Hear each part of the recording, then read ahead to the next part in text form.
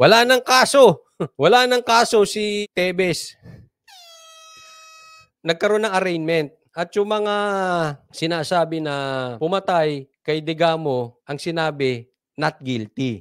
Coach Oli, totoo ba yun na not guilty o hindi? Hindi natin alam. Ang importante dito, kung not guilty sila, sino pa? Ano pa ang ebidensya ng DOJ? Ano pang ebidensya nila, Boying? Yan yung mga sinasabi nila na ang mastermind niyan si Tevez. Di ba? Itong mga gunmen na to, ang nag-utos, di umano, ay si Tevez. Kung not guilty yung sinabi nila, in short, tuloy yung atras nila bilang witnesses. Saan pa sila kukuha ng ebidensya labang kay Tevez? Wala na. Meron ba silang forensic evidence? Wala.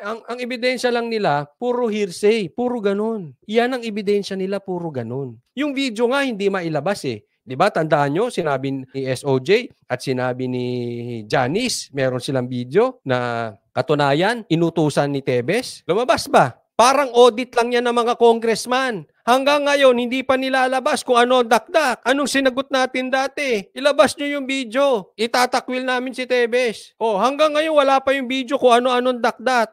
Di ba? Anong pinagkaparehas nila ng Congress? Wala. Walang nilalabas na audit, walang nilalabas na video. Anong sagot? Dakdak. Wala na itong kaso na ito. Branch 31 ngayong araw, naghain ng not guilty plea sina Nigel Electona, Joric Labrador, Judiel Rivero at iba pang mga akusado not guilty, sa mga kasong murder, frustrated murder at attempted plea nila kasi tatanungin ka sa plea, are you guilty or not guilty? Sinabi nila not guilty. Paano sila naging gunman? Paano sila pa magiging testigo na ang mastermind si Tevez kung ang plea nila not guilty? Wala na. Hagilap sila Boying dito ng ebidensya. Murder laban sa kanila. Hindi naman nakasama sa arraignment sina dating Congressman Arnolfo Tevez Jr., Marvin Miranda at Capt. Lloyd Garcia dahil mayroon pa silang motion to review sa Department of Justice. Yan. Bakit hindi nakasama si Tevez? Kasi meron pa silang pinapa-review. Yun ang dapat unahin bago yung arraignment. Pero sa madaling salita, mahina na ito. Tingnan nyo po, balita po ito ngayon. Mainit na balita ngayon to. As we know it, si SOJ mahilig sa press con. Tama o mali? Tama o tamang-tama. Bakit hindi niya pre-press-con ito? Di ba? Bakit wala sa press con? Malaking kahihiyan po kasi yan sa kanila. Iyan ay patunay na mahina na ang kaso. Sa January 31, 2024, ang nakatakdang pre-marking of evidence at sa February 28 naman, ang preliminary conference para sa kaso. Na fast track yung proceedings, nag-enter sila ng consolidated plea of not guilty. Okay, basically, na-arraign lahat except for Miranda, for Captain Garcia, and for Congressman Tevez. So, yun. And then, nag-file yung prosecution ng motion to cancel yung passport ni Captain Garcia, pero nag-request kami na bigyan kami ng kopya. Naghain ng not guilty plea ang Anyway, napakahina na nitong kaso na ito. At kung ito talaga ay matutuloy ngayon, ako'y naniniwala, mapapahiya dito sila SOJ. Mapapahiya sila dito. Napakahina nitong kaso na ito. At kung talagang paiiralin ang batas dito, madidismiss to. Ang laking kahihiyan ng Department of Justice ito. Napakalaking kahihiyan. Kaya nga, ang focus nila ay pauwiin si Tevez. For me, that is persecution. Pahirapan siya, makulong, habang nililitis. Ganyan po ang gagawin dyan, ililitisin. Kahit mahina ang kaso, napakaraming ganyan. Mahina ang kaso, lilitisin. Siyempre, hindi bailable yan kasi murder yan, nakakulong siya. Tapos, pagtapos ng 6 years, wala na si SOJ, tapos na yan, makakawala. Iba po ito kay De Lima ha. Yung kay De Lima, malakas talaga ang kaso kasi pwede naman siya mag-bail pero hindi siya pinayagan. It means malakas ang kaso. Itong kay Tevez, wala talagang bail to. Murder to eh. So, ipe-persecute lang siya dito. Malaki lang kahihiyan ito sa DOJ. Pero hahayaan na nila yon. Importante, makanahimik muna for 6 years o for 4 years si Tevez. Nakahagalaw sila. Caretaker si Romualdez San Negros. Makahagalaw sila ngayon. Okay na yon. Pero wala na to. Malabo na itong kasong ito. Sabi ni Gail, Oriental Spaghetti Script. Baka nga i-assassinate pa yan si Tevez. Naku, wag naman. Si Leticia, sabi niya, dapat si Butanting ang imbestigahan nila. Lalabas, sabi ni Ana Marie, lalabas at lalabas ang katotohanan, coach, kung sino talaga ang mastermind sa paggurgur kay Governor. Sabi ni Garski, patatagalin nila yan. Eduardo Gaco, sabi niya, ganun din po Coach Oli kay General Bantag. Kaya si Boying, kinakarma na rin. Wala eh. Mahina na rin yung kaso ni Bantag. Okay, next po tayo. Ito, next topic. Ito, nag-viral to ngayon eh. Itong topic na ito. NBI agent na naglabas ng baril at iwinasiwas ito sa isang waiter sa Bacolod City. Saksi, si Irene Pedreso ng GMA Regional TV, One Western Visayas. Tingnan nyo itong babae ha. NBI agent. NBI agent. Ha? Pag anong gano ng baril. Kumbaga sa kunwari, ito yung baril. Pag anong gano ng baril. Ha? Hindi po ginaganyan ng baril. Sa CCTV footage na ito, kita ang paglabas ng isang babaeng may hawak na baril mula sa isang resto bar sa Bacolod City. Kasunod niya ang isang lalaking waiter. Resto bar. So, posible nakainom ito. Yun yung babae, yung waiter, yung inaaway niya. At kinausap ito. Sumunod ang isa pang babae na manager umano ng resto bar at pumagitna sa dalawa hanggang sa itinuturo-turo ng babae ang hawak niyang baril sa lalaki. Tindi na ito, no? Ginaganong-ganon lang yung baril. Ang armadong babae na tukoy na agent ng NBI Bacolod na si Jana Navales. Ayon sa pulisya, bumalik sa resto bar ang nasabing NBI agent para hanapin ang kanyang jacket at cellphone. Nagambal ang nag-serve sa ila nga wala. Ngayon nabilin, moto nga do nakakib siya siguro ang pagbuas niyang armas. Kaya ang balya, nabilin niya. Sa pakikipag-ugnay ng GMA Regional TV 1 Western Visayas sa NBI Bacolod, kinumpirma nilang humingi na ng paunmanhin ang NBI agent sa waiter at sa management ng resto bar.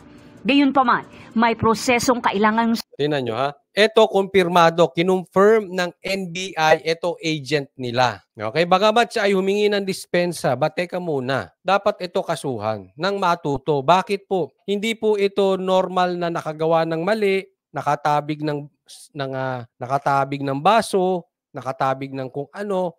Kasi po, ang baril, hindi po binibiro. Kung pumutok yan, madam, kung pumutok yan, kawawa yung waiter. Paano kung may pamilya yan? Di ba? Ang kwento dito, meron daw siyang naiwan, jacket po ata, binalikan niya. Ang sabi, hindi nakita, wala silang nakitang jacket. So ito, hindi natin alam kung nakainom, but possibly nakainom kasi resto bar yung pinanggalingan. But in any way, kung nakainom siya or hindi ka dapat, ikaw ang nakaiwan kasalanan mo yun. Pero kahit pa kasalanan ng restaurant na bakit hindi nila nakita yung naiwan mo, hindi naman ata tama nabubunot ka ng baril. Tatandaan po natin paalala po ito sa mga NBI agents at saan, hindi naman po lahat kasi marami tayo, may mga kakilala tayong NBI agents na maaayos. Kaya lang, para doon sa may mga baril, tatandaan po natin, ang purpose ng baril ay self-defense. Hindi para manakit, hindi para manakot, para self-defense. Ma'am NBI agent, asaan po ang danger ng buhay mo sa pagkakataong yan para ka bumunot ng baril? Wala pong peligro ang iyong buhay. Yang baril na binunot mo, yaan ay gawa ng init ng ulo mo, yaan ay dahil nagyayabang ka. Entitled ka, aminin mo o hindi. Dapat, kung wala namang danger ang buhay mo, hindi mo dapat binubunot ang baril. At ito hindi naman ako eksperto pagdating sa baril. Pero may mga nagsasabi, pag bumunot ka ng baril, ready ka nang iputok. Or iputok mo na. Kung hindi mo lang ipuputok, huwag mo nang bunutin. Ayan ang mga naririnig natin. Sabi, delikado yan. Paano kung loko-loko rin yung waiter, pumalag? Di nakapatay ka pa. Di ba? Para saan? Dahil sa jacket? Para saan? Sa init ng ulo mo? Dapat, bagamat ikaw ay nagsorry na, dapat turuan ng leksyon para yung mga ibang NBI agents matuto. Hindi po ginagawang laruan ang baril. Hindi po yan water gun, Hindi po yan biro. Sabi ni Eduardo, hindi laruan yon. Mahirap na nakita sa video, tinututok doon sa lalaki at saka wala naman siyang dahilan para bunutan ng baril. Bubunot ka lang ng baril kung may peligro ang buhay mo. Kababaw mo naman, ating jacket lang. Ang OA sa totoo lang. Sabi ni Black Mamba 07, mapababae, mapalalaki, basta asa katungkulan, feeling entitled talaga. Kaya nga Hindi, meron naman akong mga nagbabasa na kasi ako about sa baril. Alam mo, may mga gun owner na talagang magagaling bumaril. Magagaling sa shooting, pero di mo nakikitang nagyayabang. Very humble. May mga ganito lang issue na talagang parang entitled itong mga nagbabaril-baril na ito eh. Sundin at isa sa ilalim sinabales sa disciplinary action. Now, sinabi ko nga na Disciplinary action. Kasuhan yan. mag-report siya ngayon and surrender the firearm sa akin. An investigation will be done by our Sabi dito ni MGM Studio, baka may laman na droga yung jacket. Hindi ko alam, hindi ko po alam. Kasi talagang galit na galit siya, hindi bumalik yung jacket niya. Baka ang tatak ng kanyang jacket ay Louis Vuitton Gucci. Baka sobrang mahal nung jacket na yun no? Internal Affairs Division. Desididong magsampa ng kaso ang waiter laban sa agent. Sinusubukan pa ng GMA Regional TV1 Western Visayas na makuha ang panid ng waiter at ng agent. Pero ayon sa NBI, mag-iimbestiga na ang Central Office hinggil sa reklamo. Para sa GMA, Alam mo, dapat yan, talagang kasuhan ng waiter. O hindi man, pwede naman eh. Pwede naman ang DOJ, kasuhan na mismo yan. Pwede naman ang NBI mismo, kasuhan na yan eh. Kung ayaw ng waiter, syempre, delikado nga naman ang buhay niya, no? Correct, Jennifer. Yan nga sinasabi natin eh. Dapat kasuhan agad para hindi pamarisan ng iba. Again, hindi po laruan. Kaya ako naaasar ako dun sa mga ginagawang laruan. Ito pag nakakita akong ginagawang laruan ng baril, ginagawang laruan ng motor, yan po ay mga delikadong bagay. Ginagawang laruan ng kotse, hindi po laruan yan. Una, dapat maging responsible gun owner kayo. Sa motor naman, hindi po karerahan ang kalsada. Kung kayo ay magaling at mabilis magpatakbo, gamitin ninyo ang racetrack. Doon kayo magpabilis. Marami pong racetrack sa buong Pilipinas. Huwag niyong gawing racetrack ang Marilake and the likes. Hindi po racetrack ang expressway. Ganon din sa kotse. Meron po tayong mga racetracks. Yung galing ninyo sa pagpapatulin ng kotse ninyo, gawin nyo po doon sa racetrack. Hindi po sa expressway. Kasi po ako ay naging biktima din yan ng kotse. No? Nagkaroon po kami ng car accident. Ang nagdadrive po ay yung office mate ko. At siya ay mahilig kumarera. Kasi kumakarera siya sa kart. Nagka-karting siya eh. Pero syempre, pagdating niya sa kotse, akala niya go-kart pa rin yun. Asal loko-loko siya. Ang nangyari, na-aksidente kami lahat. Nakadamay pa ng ibang tao.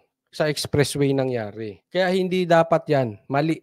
May mga bagay na gamitin nyo doon sa intended purpose. Hindi ginagawang laruan.